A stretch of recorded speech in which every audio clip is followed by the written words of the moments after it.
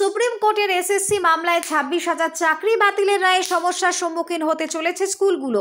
যে সমস্ত স্কুলে 2016 সালের এসএসসিতে শিক্ষক এবং অশিক্ষক কর্মী নিয়োগ হয়েছে, অসুবিধায় কিন্তু সেই স্কুলগুলো।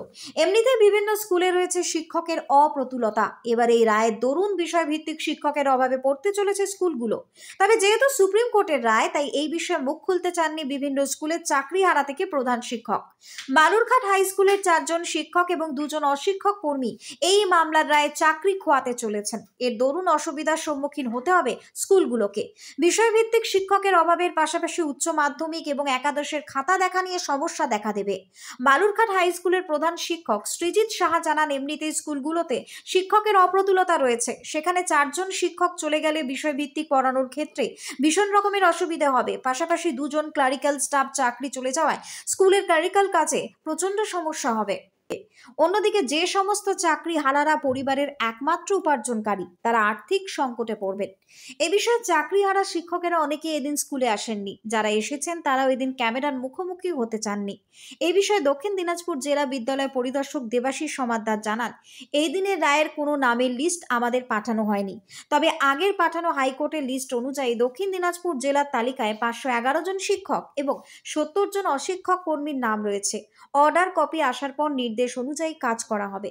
এদিকে এই ঘটনায় বিজেপির রাজ্য সভাপতি সুকান্ত মজুমদার রাজ্য সরকারকেই দোষেছেন। তিনি জানান, রাজ্য সরকারের দুর্নীতির কারণেই আজ যোগ্যদের চাকরিহারা হতে হয়েছে। এই নিয়ে গোটা রাজ্য জুড়ে আন্দোলনে নামবে বলেও জানিয়েছেন বিজেপির রাজ্য সভাপতি Sukanta Majumdar. Bureau report, Hili news Bangla. সেটা হচ্ছে এবারের যে 26,000-এর চাকরি বাতিল হলো, তার কিন্তু কোনো লিস্ট আমরা পাইনি। যেটা বলবো সেটা হচ্ছে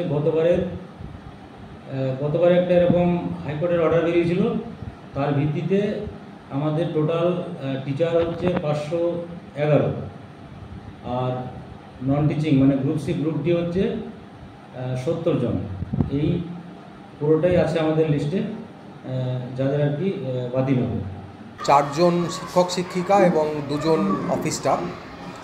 এবং আমাদের ভীষণ রকম অসুবিধা হবে স্কুল চালাতে। এমনিতেই আমাদের স্টাফ শর্টেজ, এবং এত বড় স্কুলে অ্যাডমিনিস্ট্রেশন চালাতে গেলে আমার একজনও হাতে আর ক্লার্ক থাকলো না। তো খুব দ্রুত কোনো ব্যবস্থা না হলে আমরা সত্যিই খুব অসুবিধায় পড়ব। 25,753 জনের চাকরি চলে গেল, যারা 2016 সাল থেকে চাকরি করছিলেন, যাদের পরিবার আছে, বিয়ে থা হয়েছে।